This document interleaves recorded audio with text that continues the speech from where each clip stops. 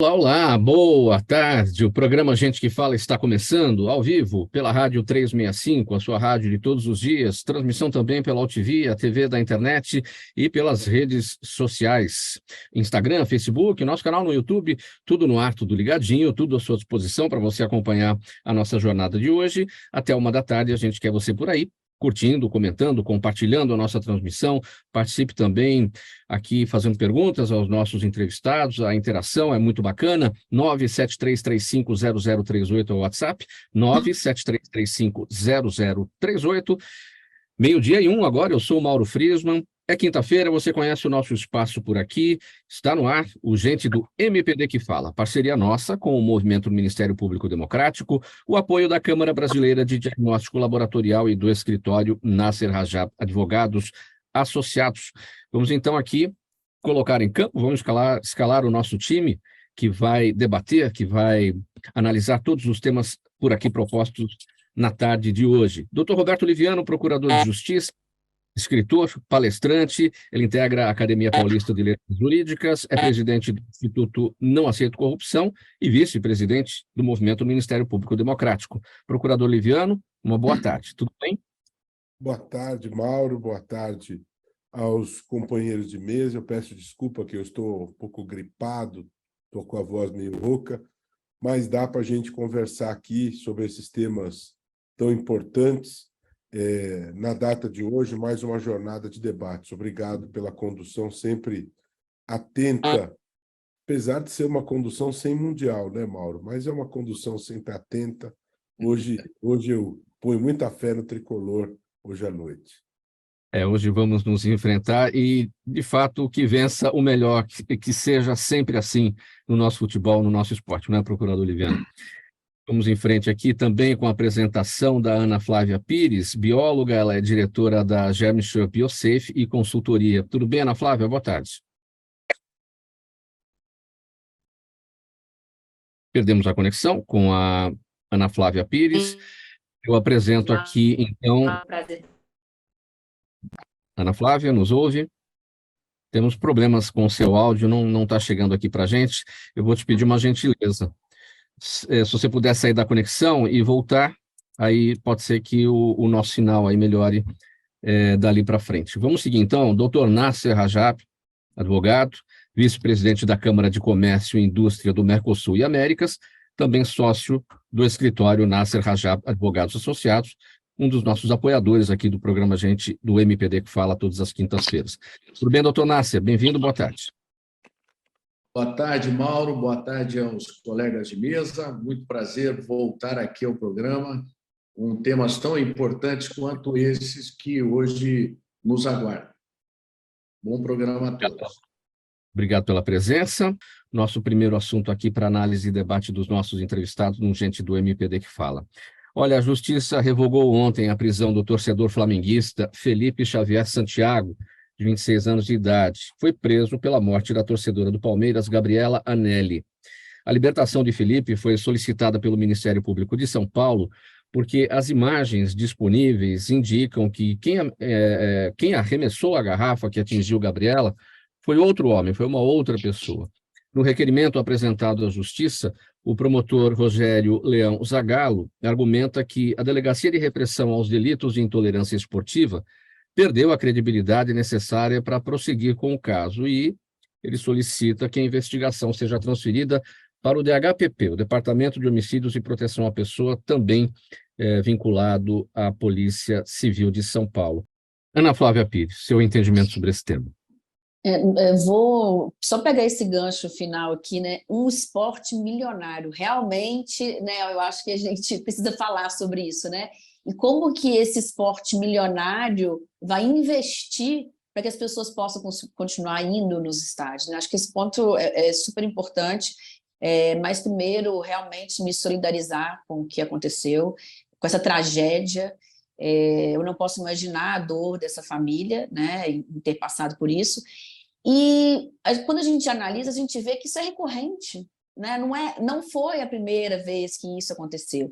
E a gente está sempre trabalhando com intervenções mas, de fato, essas intervenções não têm funcionado de forma efetiva.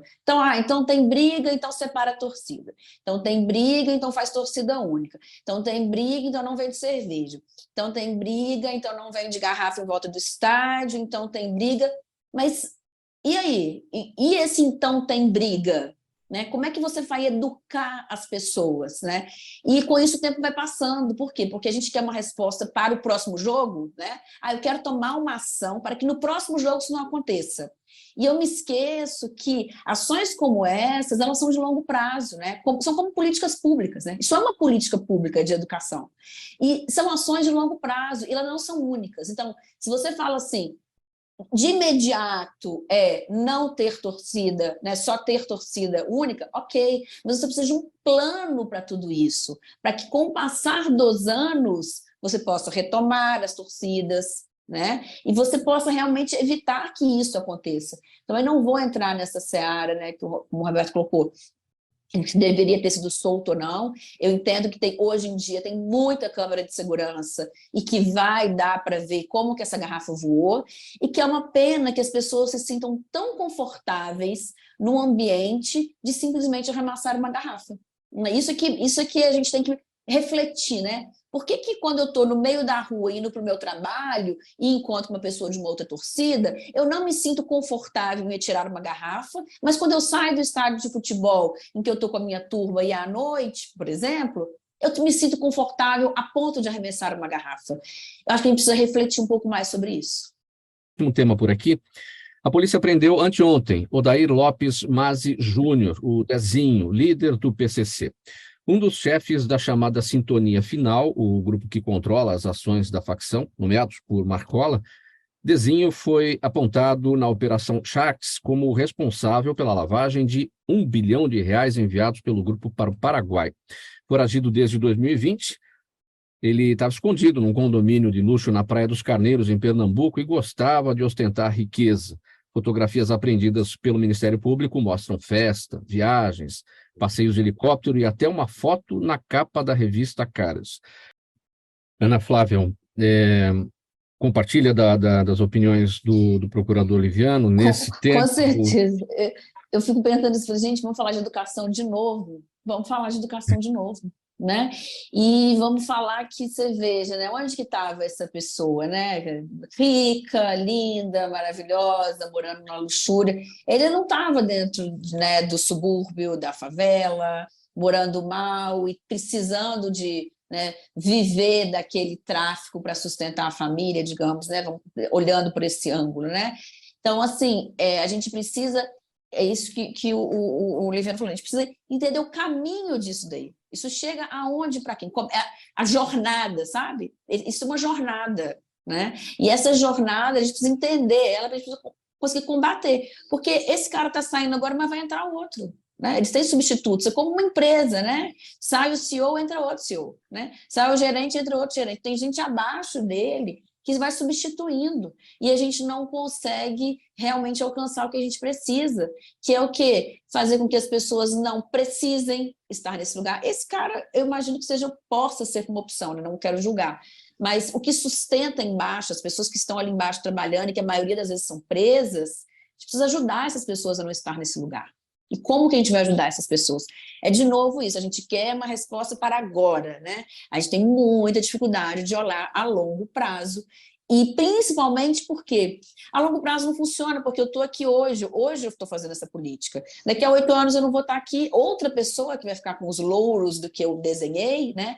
A gente tem uma dificuldade muito grande em olhar isso, sabe? Em pensar que é para nós mesmos. Eu costumo dizer muitas vezes assim, todo mundo quer segurança pública, mas ninguém quer igualdade social, né? Então, assim, eu quero me sentir segura na minha casa. Eu não quero que ninguém me assalte, que ninguém me importune, mas quando a gente fala de tentar levar uma igualdade social para que as pessoas não se marginalizem, nossa, aí já é um assunto mais complicado. Então, acho que a gente precisa vencer um pouco mais esse assunto complicado para as pessoas. É bem aquela história de que feira na porta de casa ninguém quer, não é, Ana Flávia? Exatamente. Todo mundo gosta de feira, mas não na porta de casa, bem por aí.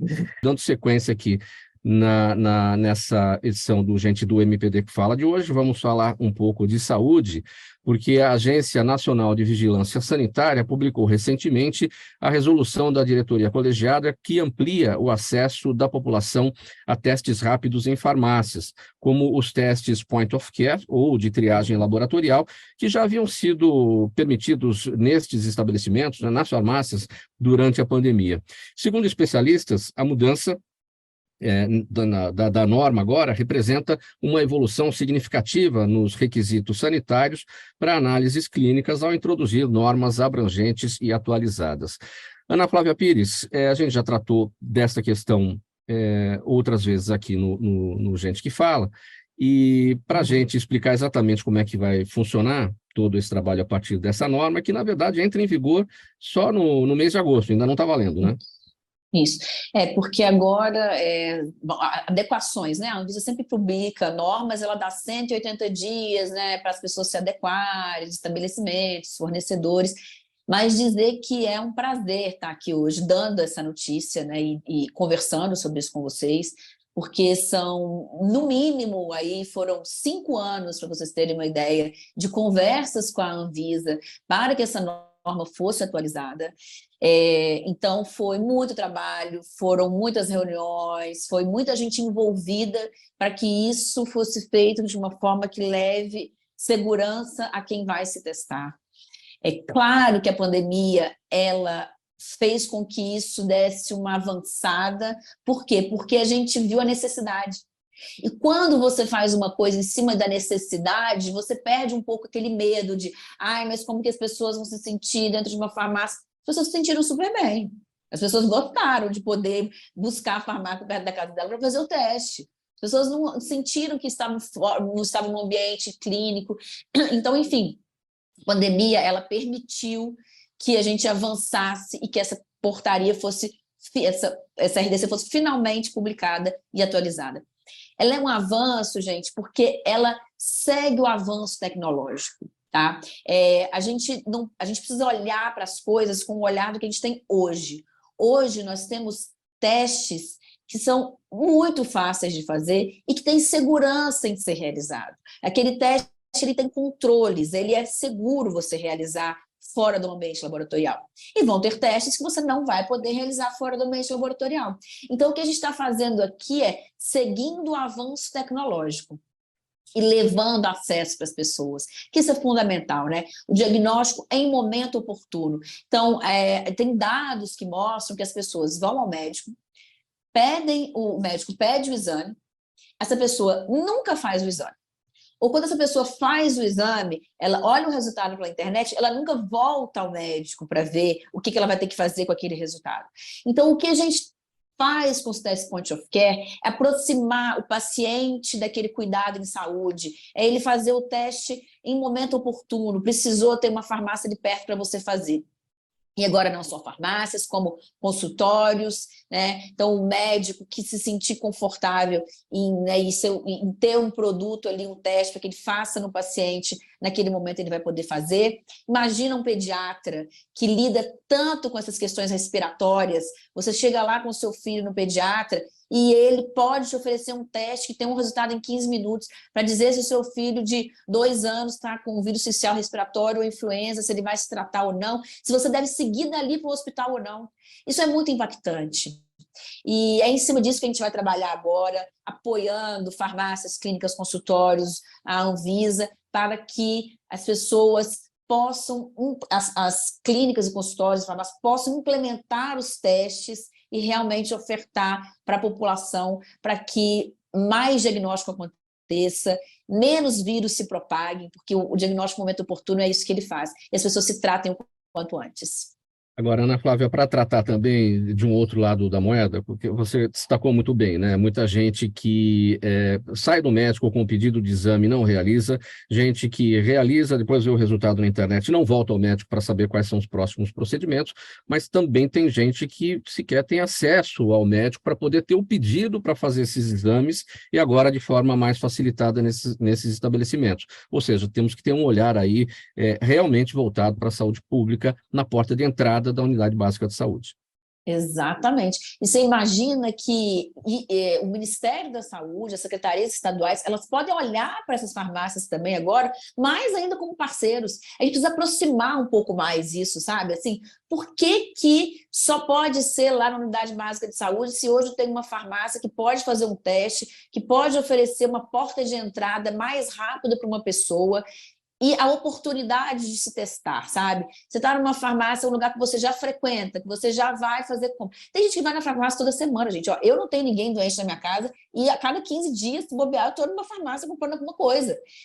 Você aproveita esse momento para ser uma porta de entrada para você se testar para alguma questão que você esteja precisando se testar. Então, isso é fundamental e, sem dúvida, a gente vai poder medir e ver que daqui a alguns anos as pessoas estão mais conscientes em por que se testar, porque isso também é importante, né? Eu tenho uma influenza e eu não me testo, eu vou ficar em casa, eu estou com uma gripe. Quando você deveria se testar, sabe? Para você proteger, se proteger e proteger o outro. Então, o acesso à saúde aqui vai ser ampliado de forma infinitamente, e a gente vai estar trabalhando muito para que seja um acesso de qualidade. Ana Flávia, a Juliana Rocha no Instagram.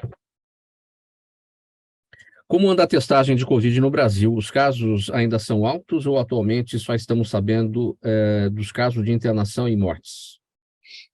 Não, os casos realmente baixaram bastante e a gente, né, graças à vacinação, sem dúvida nenhuma, se você não se vacinou ainda, por favor, se vacine, é importante, mantenha sua cadeia de vacinação atualizada.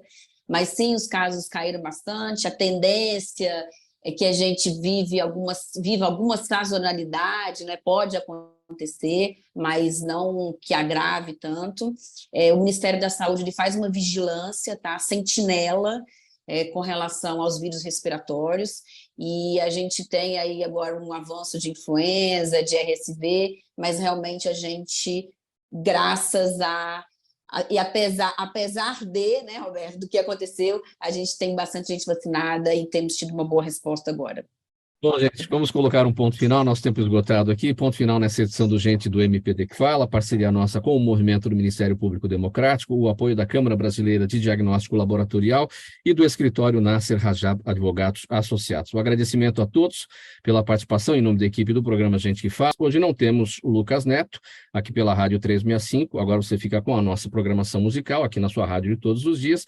A gente se despede por aqui, voltando amanhã, a partir do meio-dia ao vivo, pela 365, ao TV da internet, pelas redes sociais. 1 hora, 2 minutos. Tchau, uma boa tarde a todos.